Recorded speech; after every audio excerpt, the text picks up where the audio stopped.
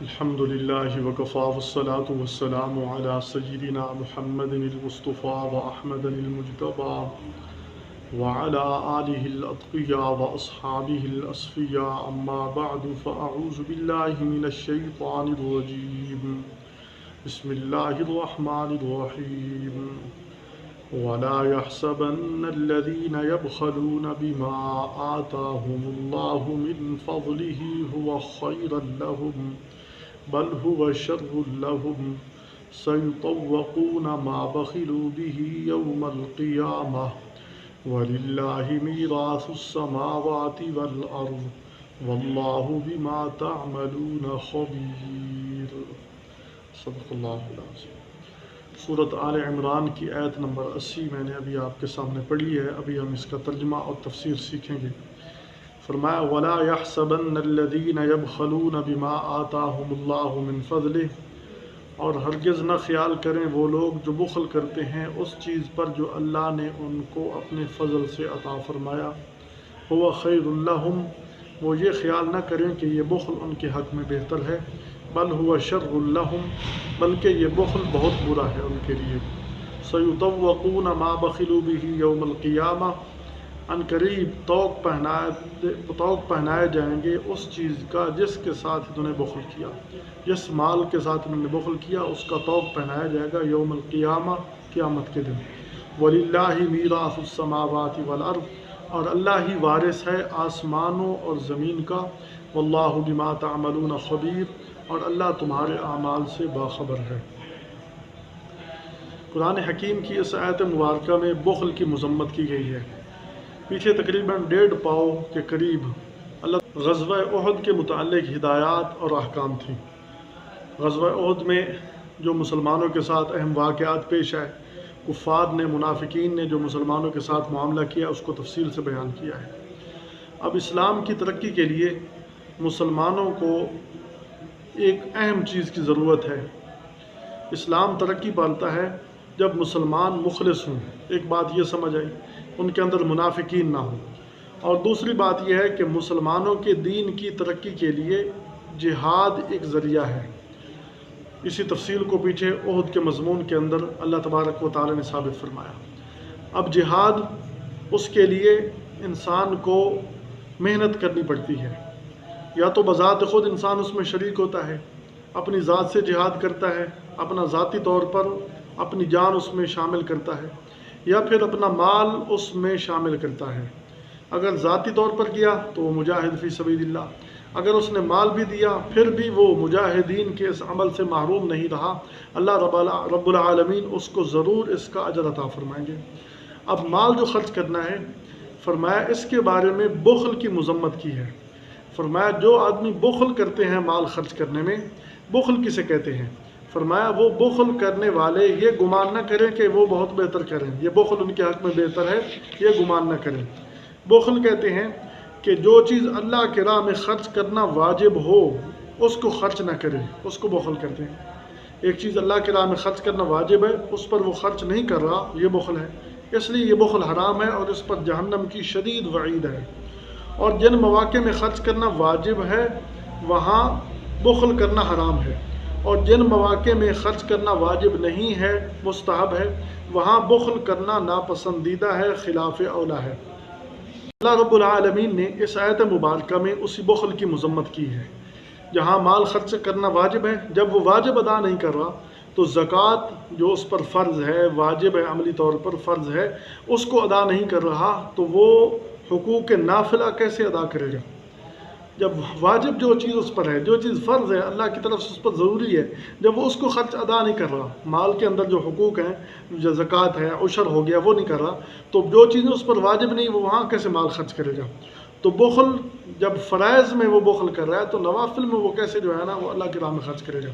اور بخل کے ساتھ ایک لفظ بولا جاتا ہے شح، وَأُحْضِرَتِ الْأَنفُسُ الشُّحَّ، قرآن حکیم کے لفظ ساتھ بھی لفظ موجود ہے کہ ان کے نفس میں بخل، ان کے نفس میں مال کا حرص وہ لگایا گیا ہے، حاضر کر دیا گیا ہے۔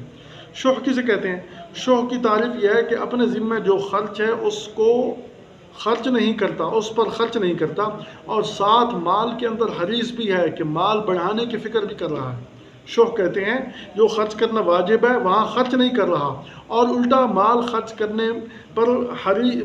کرنے کی بجائے الٹا مال اکٹھا کرنے پر وہ حریص ہے، وہ کہتا ہے کہ میرے پاس اور مال اکٹھا ہو جائے، اس کو کہتے ہیں شح۔ تو فرمایا کہ حدیث پاک کے اندر شح کی بڑی مذمت کی گئی ہے، فرمایا لا یجتمع شح و ایمان فی قلب رجل مسلم ابدا، فرمایا ایمان اور شح ایک مسلمان آدمی کے دل میں کبھی بھی اکٹھے نہیں ہو سکتے۔ یعنی جس آدمی کے اندر شح پایا گیا، جہاں زکوٰۃ وہ نہیں دے رہا، عشر ادا نہیں کر رہا، شرعی طور پر جو اس کے ذمہ واجب ہے، اپنی اولاد کا نابالغ اولاد کا خرچہ واجب ہے، بیوی کے اخراجات واجب ہیں، وہ نہیں ادا کر رہا، تو گویا کہ وہ ایک بخیل ہے، اور اگر ادا نہ کرنے کے ساتھ ساتھ وہ مال پر، اور یہ بہت خطرناک اور سخت وعید ہے۔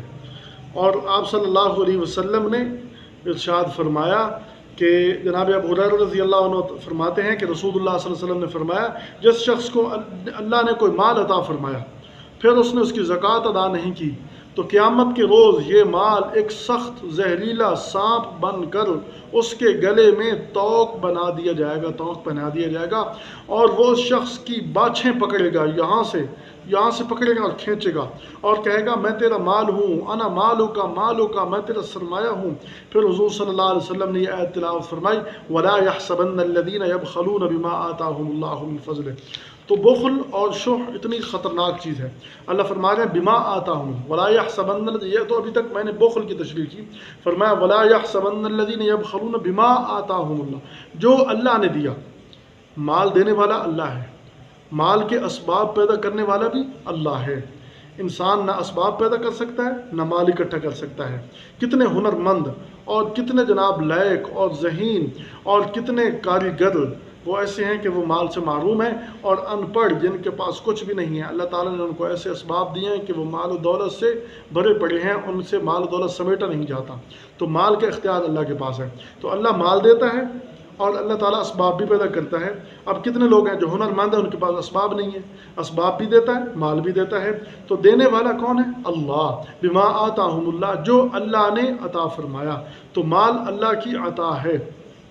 تو انسان اپنے جسم کا مالک نہیں، جو اس کا ایک جزو ہے، ایک ہاتھ ہے یہ انسان کا جزو ہے، بازو انسان کا جزو ہے، یہ بازو کندھے انسان کا جزو ہے، جتنے بھی انسان کے اعضاء ہیں ان سب سے مل کر ایک انسان کامل بنتا ہے، تو انسان ان کا مالک نہیں ہے۔ ایک عضو ناکارہ ہو جائے، ڈاکٹر اس سے عاجز آ جاتے ہیں، تو یہ تو انسان کی ذاتی چیزیں ہیں، ان چیزوں سے مل کر ایک انسان کامل بنتا ہے، ایک پورا انسان بنتا ہے۔ اگر کوئی عیب ہو تو لوگ کہتے ہیں عیب دار ہے، کسی کا ہاتھ نہ ہو تو لوگ اس کو کہتے ہیں کہ اس کا ہاتھ نہیں ہے، اس کا عیب ہے، کسی کی ٹانگ نہ ہو لوگ اس کو معذور سمجھتے ہیں، کسی کا کان نہ ہو کیا کہتے ہیں یہ کان کاٹا ہے، کسی کی آنکھ نہ ہو تو لوگ اس کو کہتے ہیں یہ کانا ہے، اس کی آنکھ نہیں ہے، کسی کا ناک نہ ہو تو کہتے ہیں ناک کٹا ہے۔ مقصد یہ ہے کہ ان تمام چیزوں سے مل کر ایک انسان کامل بنتا ہے، ایک پورا انسان، خوبصورت انسان بنتا ہے۔ تو جب انسان ان چیزوں کا مالک نہیں، تو مال تو ایک باہر کی چیز ہے، ایک عارضی چیز ہے، ایک باہر کی چیز ہے، اس کا وہ مالک کہاں ہو گیا؟ لیکن اللہ نے اپنے فضل سے دنیا پر اس کو کچھ مالکی دی ہے، دنیا میں کچھ اختیارات دی ہیں، اس کو مالک بنا دیا، پیسے کا مالک بنا دیا، پراپرٹی کا مالک بنا دیا، اور اس کے بینک بیلنس موجود ہے، اس کا مالک ہے، اس کے جناب اس کے رقبے ہیں، اس کے پاس پراپرٹی ہیں، اس کے پاس پلاٹ ہیں، اس کے پاس گاڑیاں ہیں، خوبصورت گاڑیاں، خوبصورت بنگلے، ان سب چیزوں کا اللہ نے اپنے فضل سے مالک بنا دیا۔ آخر میں فرمایا وَلِلَّهِ مِيرَاثُ السَّمَاوَاتِ وَالْأَرْضِ، یہ سب اس کا وارث اللہ ہے، پھر بھی آخر میں اللہ ہی وارث ہے۔ تو فرمایا من فضل، جو اللہ نے اس کو عطا کیا اپنے فضل سے، مال بھی دیا، اور علماء نے فرمایا کہ بخل جیسے مال میں جائز نہیں، اسی طرح علم میں بھی جائز نہیں ہے۔ ایک آدمی علم سیکھنے کے لیے آتا ہے، دوسرا آدمی وہ علم سکھانے کے لیے جو ہے نا اس سے بخل کا کام لیتا ہے، فرمایا کہ اس کے بارے میں بڑی سخت وعید ہے۔ حدیث پاک کے اندر ارشاد ہے من سئل عن علم فکتمہ، ایک آدمی سے کسی چیز کے بارے میں سوال کیا گیا، علم کا سوال کیا کہ اس نے چھپا دیا، فرمایا الجم بلجام من النار یوم القیامہ، قیامت کے دن اس کو آگ کی لگام ڈالی جائے گی۔ اتنی خطرناک عالم جو اپنا علم چھپاتا ہے، لوگوں پر ظاہر نہیں کرتا، لوگوں کو ضرورت ہے وہ بتلاتا نہیں ہے، قیامت کے دن اس کو آگ کی لگام ڈالی جائے گی، بڑی خطرناک لگام ہوگی، اور اس لگام کے ذریعے لوگوں دور سے پہچانا جائے گا۔ اتنی خطرناک وعید ہے۔ تو فرمایا کہ بخل کرنا یہ جائز نہیں ہے، نہ مال میں نہ علم میں بخل کرنا جائز ہے۔ قرآن حکیم دوسرے مقام پر فرماتا ہے ان الذین یکتمون ما انزلنا من البینات والہدی من بعد ما بیناہ للناس فی الکتاب اولئک یلعنہم اللہ ویلعنہم اللاعنون، فرمایا جو لوگ یکتمون ما انزلنا، جو کچھ اللہ نے اتارا اس کو چھپاتے ہیں. ما انزلنا من البینات والہدی، جو اللہ نے بینات اور ہدایت کی نشانی اتاری ان کو چھپاتا ہے. فرمایا اولئک یلعنہم اللہ، ان پر اللہ کی لعنت ہے. اتنا بڑا خطرناک یہ معاملہ ہے، اللہ حفاظت فرمائے. فرمایا کہ جو لوگ بخل کرتے ہیں وہ یہ گمان کرتے ہیں کہ ہم بہتر کر رہے ہیں. فرمایا بل هو شر لهم، بلکہ ان کے حق میں بہت برا ہے. سیطوقون ما بخلوا به یوم القیامہ، فرمایا کہ ان قریب جس چیز کے ساتھ وہ بخل کر رہے ہیں، جس مال کے ساتھ وہ بخل کر رہے ہیں، وہ توق بنا کر ان کے گلے میں قیامت کے دن ڈال دیا جائے گا. جیسے ابھی ہم نے پیچھے حدیث پڑھی کہ وہ بخل کی وجہ سے مال جو ہے نا، جس مال کے ساتھ بخل کیا وہ ایک زہریلا سانپ بنا کر اس کے گلے میں ڈال دیا جائے گا، اور وہ کہے گا انا مالک انا مالک، میں تیرا مال ہوں، میں تیرا مال ہوں. فرمایا وللہ میراث السماوات والارض، جتنا بھی مال اکٹھا کر لو، جتنا بھی بخل کر لو، فرمایا سب کو چھوڑ کر چلا جانا ہے، اور آخر میں سب کا مالک اللہ ہے، سب کا وارث اللہ ہے. واللہ بما تعملون خبیر، اور اللہ تمہارے اعمال سے باخبر ہے. اللہ تعالیٰ کو پتہ ہے کہ تم کیسے اعمال کر رہے ہو. اللہ تعالیٰ ہمیں قرآن و سنت پر عمل کی توفیق عطا فرمائے، اور جن چیزوں کی قرآن و سنت میں مذمت بیان کی گئی ہے اللہ تعالیٰ ہم سب کی ان کی حفاظت فرمائے. وما توفیقنا الا باللہ.